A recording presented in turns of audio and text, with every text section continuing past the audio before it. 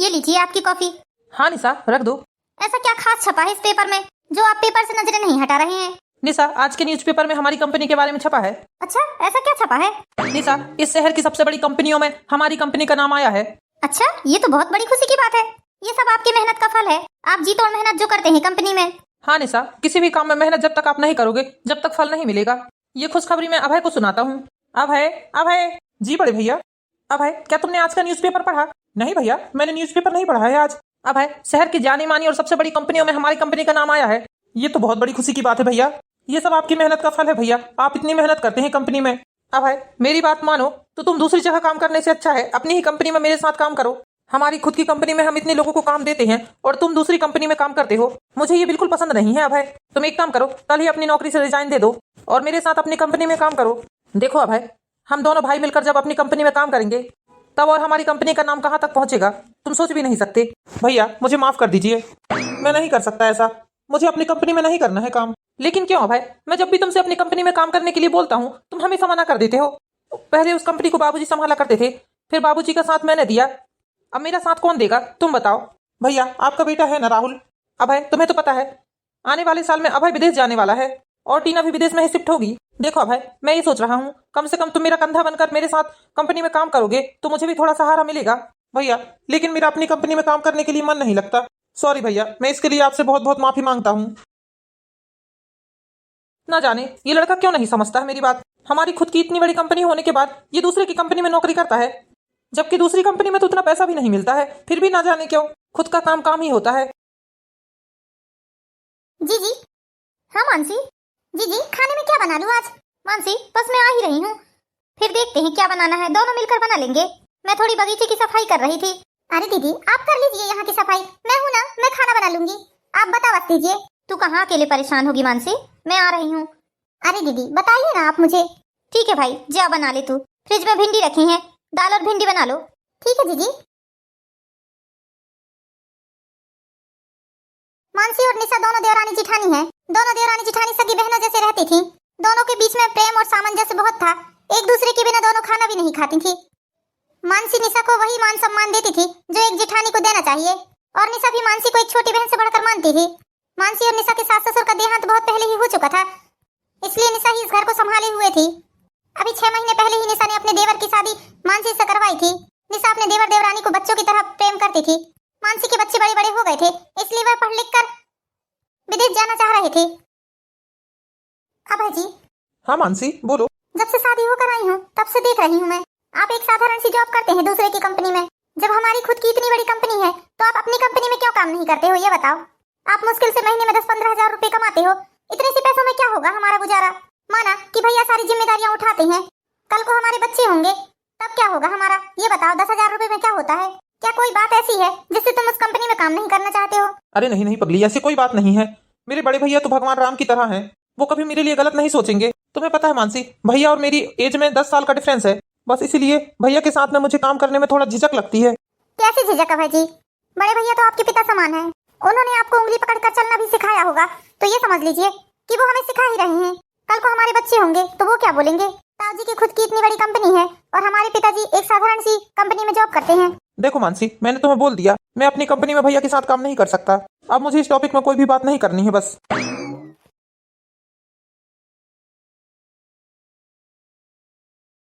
निशा, चाय नाश्ता लेकर आ जाओ यहीं। क्या हुआ, आज बहुत थके थके लग रहे हैं? हाँ निशा, काम का लोड इतना होता है कि सारा शरीर जवाब दे देता है।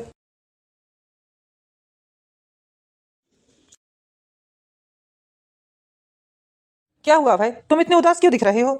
वो भैया, मैं जिस कंपनी में काम करता था उस कंपनी को अच्छा खासा घाटा हो गया है। कंपनी को लॉस हो जाने के कारण कंपनी बंद हो गई है। अरे तो पागल, तू इतना उदास क्यों हो रहा है? हमारी खुद की इतनी बड़ी कंपनी है, हमारी कंपनी के होते हुए तू क्यों चिंता करता है? इधर उधर भटकने से अच्छा तू अपनी कंपनी पर ध्यान दे। हाँ भैया, आप अपने भाई के साथ ही काम करो, आपके भैया को भी थोड़ा सा आराम मिल जाएगा और आपको भी इधर उधर भटकने की जरूरत नहीं पड़ेगी। भाभी, आप लोग सब तो जानते हैं मेरा एजुकेशन अलग ही है। भैया की कंपनी में काम करना मेरे लिए थोड़ा कठिन होगा, बस इसीलिए मैं भैया के साथ काम नहीं करना चाहता हूँ। खैर आप लोग चिंता मत करिए, मैं जल्द से जल्द कोई कंपनी में जॉब ढूंढ लूंगा। अरे मानसी, तू निराश क्यों हो गई? भैया ने बोला ना मैं कोई और कंपनी में जॉब ढूंढ लूंगा। अब वो अपनी कंपनी में काम नहीं करना चाहते हैं तो अब उसके लिए हम क्या कर सकते हैं? हाँ जी जी, बाकी और सब चीज के लिए हम लोग तो बैठे हैं ना, तुझे बिल्कुल भी चिंता करने की जरूरत नहीं है। आप लोगों का सहारा और साथ ही तो है दीदी, जो मुझे हिम्मत देता है। चल मैं तेरे लिए अच्छी सी चाय बनाती हूँ, हम दोनों बैठकर चाय पियेंगे। निशा बिटिया, ओ निशा बिटिया। हाँ काकी जी आइए। क्या कर रही थी बेटा? मैं तुझे कब से आवाज लगा रही हूँ। कुछ नहीं काकी जी, बस किचन में थोड़ा काम था, वही काम निपटा रही थी। आइए ना बैठिए। वैसे तेरी देवरानी कहाँ चली गई? काकी जी मानसी की तबीयत थोड़ी ठीक नहीं लग रही थी, तो वो आराम कर रही है। अरे काकी जी इस तरह मुंह मत बनाइए, मैंने ही उसे बोला कि जाकर थोड़ा आराम कर ले। देख बिटिया तू बड़ी सीधी सादी है, मैं तुझे इतने सालों से देख रही हूँ। तेरी सास मेरी बहुत अच्छी सहेली हुआ करती थी, तुझे पता है ना? हाँ हाँ काकी जी। मुझे तेरे ऊपर बहुत दया आती है बेटा। देख पहले तू अकेली थी तो तेरा काम करना जायज था, लेकिन अब तो तेरी देवरानी आ गई है, फिर भी तू जब देखो जब लगी रहती है किचन में काम करने के लिए। अरे काकी जी क्या हुआ यदि मैं किचन में काम करती भी हूँ तो दोनों मिलकर कर लेते हैं। देख बिटिया तू इस घर की बड़ी बहू है तो बड़ी बनकर रहे, वरना कल को ऐसा ना हो कि तेरी जिंदगी ऐसे ही किचन में बीत जाए। अरे नहीं नहीं काकी जी कैसी बातें कर रहे हैं आप। अरे बिटिया तू बहुत भोली भाली है, तू दुनियादारी को नहीं जानती है। वैसे भी तेरी देवरानी और देवर बहुत चंट चालाक हैं। हमें गलत मत समझना बेटा, हमें क्या करना है तुम्हारे घर से? बस मुझे तो तेरे ऊपर दया आती है, इसलिए तेरी शुभ चिंतक बनकर चली आती हूँ। वैसे भी देख बेटा तेरे ससुर जी का कारोबार किसने संभाला? तेरे पति ने। बेचारा कितनी मेहनत करता है, कितनी मेहनत करता है, जी तोड़ मेहनत करता है, दिन भर कोलू की बैल की तरह लगा रहता है बेचारा। उसी की बदौलत तो आज ये महल ये शान शौकत है तुम्हारे घर में। तू ही बता तू आज तक इतने सालों में अपने मायके गई है 2-4 दिनों के लिए? नहीं हमारा मनोज बेटा तुझे कभी कहीं घुमाने ले जाता, बेचारे के पास इतनी फुर्सत ही नहीं रहती, बस पैसे कमाने में ही लगा रहता है। और अभी तेरी देवरानी को आए कितने दिन हुए हैं? मुश्किल से 6 महीने साल भर हुआ है, और मुझे तो वो हर महीने मायके जाते दिखती है, हर 2 महीने में दोनों टूर पर भी जाते हैं। देख बेटा जो तेरे पति की कमाई है उसे जरा संभाल कर रख तू, तेरा पति बहुत मेहनत से कमाता है, इस तरह इन लोगों पर उड़ाने की जरूरत नहीं है तुझे।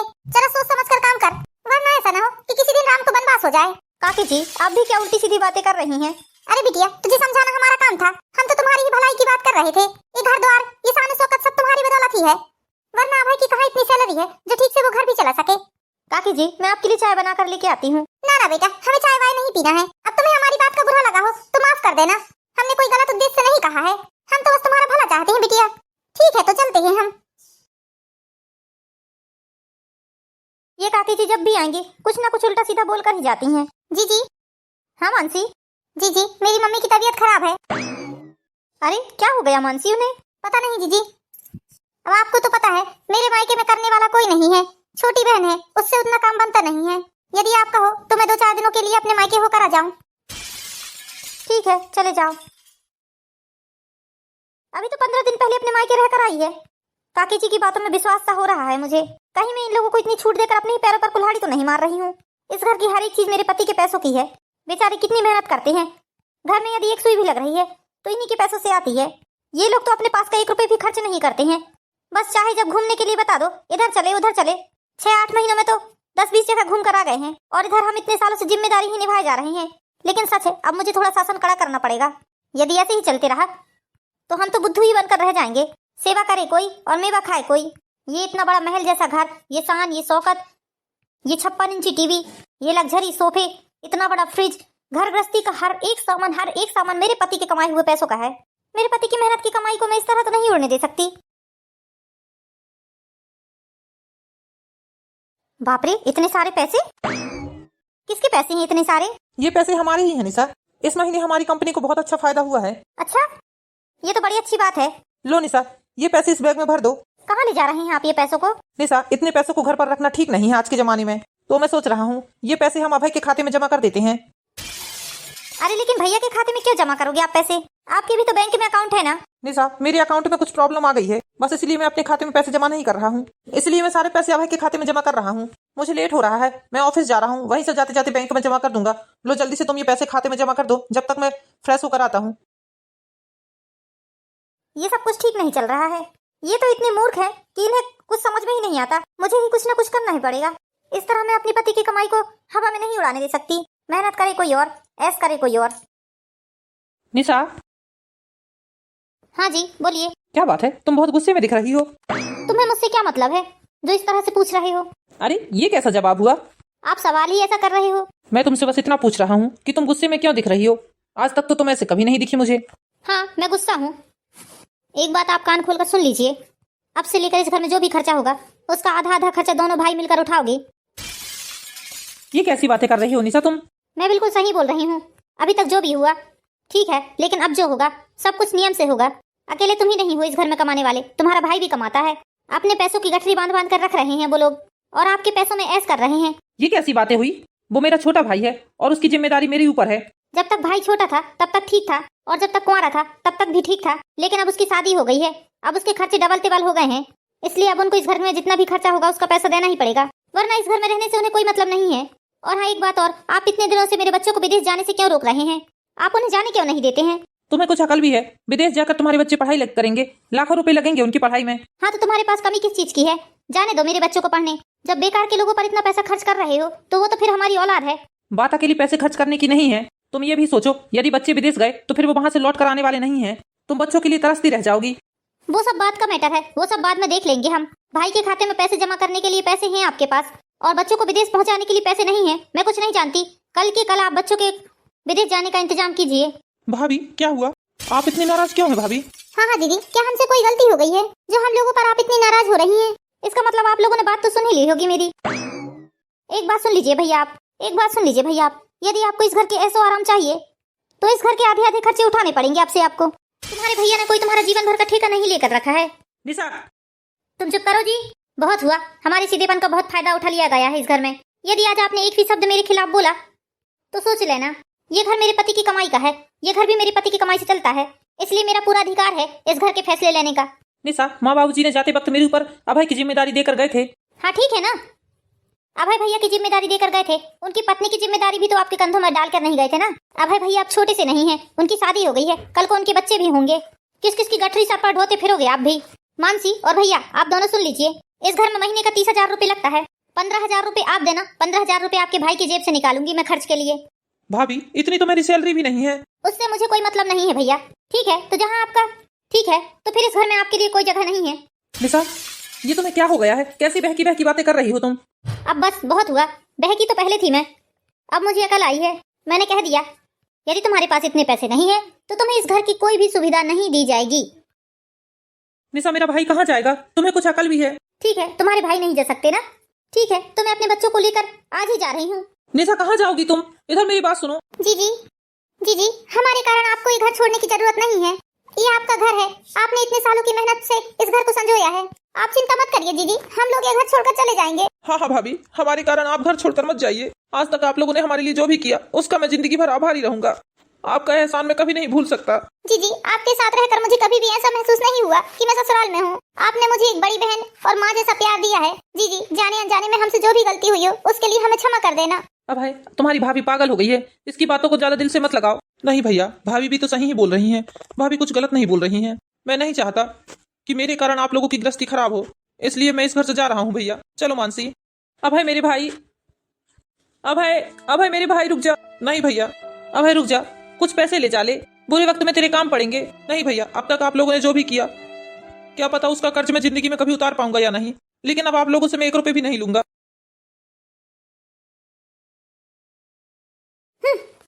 अब है रुक जा बेटा, रुक जा मेरे भाई। अब है, पड़ गई तेरे कलेजे को ठंडक? कैकई ने तो राम को वनवास दिया था, लेकिन तू एक कैकई ऐसी है जिसने भरत को वनवास दे दिया। मुझे आपकी इन सब बातों से कोई फर्क नहीं पड़ रहा है, समझ में आई आपको? बहुत बुरा पछताएगी तू। चलो, कम से कम अब हम पैसे जोड़ पाएंगे। अब अपने बच्चों को मैं विदेश भी पहुंचाऊंगी, उनकी हर एक इच्छा पूरी करूंगी। मुझे तो बहुत खुशी हो रही है आज। मैं तो पूरी बेवकूफ थी, हाँ, लेकिन अब अकल आ गई है मुझे। अब इस घर में सिर्फ मेरा ही राज रहेगा। इतने बड़े घर में मैं रानी बनकर डोलूंगी। रही बात इनकी, 1-2 दिन मुझसे नाराज रहेंगे और क्या होगा। पति पत्नी ज्यादा दिन तक नाराज रहते भी नहीं है। पहले तो जाकर इनकी पसंद का खाना बनाती हूँ, सारी नाराजगी खाना देखते ही दूर हो जाएगी। ठीक है मम्मी पापा, अब हम लोग निकलते हैं। हाँ हाँ बेटा, अच्छे से जाना और अपना ख्याल रखना, पहुँच कर फोन करना। हाँ मम्मी, ठीक है बेटा, तुम्हारे बिना ये घर बहुत सूना लगेगा। ओहो पापा, हम लोग तो आते ही रहेंगे, आप इतने उदास मत होइए। ठीक है बेटा, अपना ख्याल रखना। ओके पापा, बाय। टीना, तुम्हारा सामान कहाँ है? मम्मा, मैंने अपना सामान पहुंचा दिया है स्टेशन पर। चलिए भाई, हमें लेट हो रहा है। हाँ हाँ, जाओ जल्दी जल्दी जाओ। बाय मम्मा पापा। बाय बाय बच्चों। बाय बाय बच्चों, अपना ख्याल रखना। मैं जानता हूँ निशा ऐसी नहीं है, ना जाने क्यों उसने ऐसी हरकत की है। माँ बाबूजी के जाने के बाद निशा ने ही सारा घर संभाला है। जब निशा शादी होकर आई थी तब अभय मुश्किल से 12 साल का था। भाभी नहीं, माँ की तरह संभाला है निशा ने अभय को, और मानसी को भी अपनी छोटी बहन की तरह रखा है। आज निशा ने मानसी और अभय को अपने आप से दूर तो कर दिया है, लेकिन मुझे पता है 15 दिन भी उनके बिना रह नहीं सकती, वो बीमार हो जाएगी। क्योंकि उसका स्वभाव मुझे पता है कैसी है वो। उसे तो हमेशा परिवार के बीच में ही रहना अच्छा लगता था। माँ बाबूजी के जाने के बाद उसकी हालत क्या हो गई थी मुझे अच्छे से पता है। पैसे की शुरू से ही हमारे पास कोई कमी नहीं थी, लेकिन उसने पैसों को कभी महत्वता नहीं दी है। हमेशा और हमेशा रिश्तों को ही आगे रखा है। वो जरूर से किसी के बहकावे में आकर ऐसी हरकत कर रही है। मुझे अच्छे से पता है वो खुद मानसी और अभय को इस घर में लाने की जिद करेगी। इसलिए अभय और मानसी के जाते ही मैं भी उनके पीछे पीछे चला गया और उनके रहने का अच्छे से इंतजाम कर दिया मैंने। मैं इस तरह अपनी जिम्मेदारी से पीछा नहीं छोड़ा सकता। मैंने अपने माँ बाबूजी को वादा किया था कि मैं अभय को किसी प्रकार की कमी नहीं होने दूंगा। यदि आज अभय को किसी प्रकार की परेशानी होगी तो माँ बाबूजी मेरे बारे में क्या सोचेंगे। मैंने अभय और मानसी के लिए अच्छा इंतजाम कर दिया है। ये बात निशा को पता नहीं चलेगी। लेकिन सच में ये घर तो मुझे खाने को दौड़ रहा है 2 दिन में ही। मेरा तो कुछ नहीं, मैं तो दिन भर अपना ऑफिस में काट लूंगा। मुझे तो रात में सिर्फ खाना खाना है और सोना है आकर, और सुबह उठकर फिर ऑफिस चले जाना है। निशा तो सारा दिन घर में रहती है। जब वो इस घर में सूनापन देखेगी तब उसका मन खुद ये सब देखकर दुखी हो जाएगा। अभय को फोन लगाकर अभय से बात कर लेता हूँ। हेलो अभय। प्रणाम भैया। खुश रहो अभय। अभय ठीक तो हो ना? जी भैया मैं बिल्कुल ठीक हूँ। देखो अभय, किसी भी चीज की कमी होगी तो मुझे तुरंत फोन करके बता देना। भैया आप ये सब क्यों कर रहे हैं हमारे लिए? मैं नहीं चाहता भैया कि हमारे कारण आपको भाभी कुछ बोले या आपकी बसी बसाई घर गृहस्थी उजड़े। अभय ऐसा कुछ नहीं है। तुम भी अपनी भाभी को जानते हो वो कैसी है। तुम ये बताओ कि कभी भी तुमने अपने भाभी के मन में तुम्हारे लिए किसी प्रकार का छल कपट देखा है? नहीं भैया, आज तक मुझे कभी एहसास नहीं हुआ है इन सब बातों का। बस तो यही सोचो अभय, ये सब कुछ तुम्हारी भाभी किसी के बहकावे में कर रही है। मुझे अच्छे से पता है। 2-4-8 दिन में ही तुम्हारी भाभी बीमार हो जाएगी तुम लोगों के बिना। भैया आप भाभी का ध्यान रखना। यहाँ तो मानसी के साथ मैं हूँ और मेरे साथ मानसी है। वहाँ भाभी अकेले हैं। आप भी ऑफिस चले जाओगे। एक काम करना भैया, एक काम वाली लगा देना घर पर। कम से कम काम करने के बहाने वो भाभी की अच्छे से देखभाल भी करेगी, क्योंकि बच्चे लोग भी विदेश चले गए हैं। हाँ भाई ऐसा ही करूंगा मैं। ठीक है भाई, अपना और मानसी का ध्यान रखना। जी भैया ठीक है, चलो फोन रखता हूँ मैं।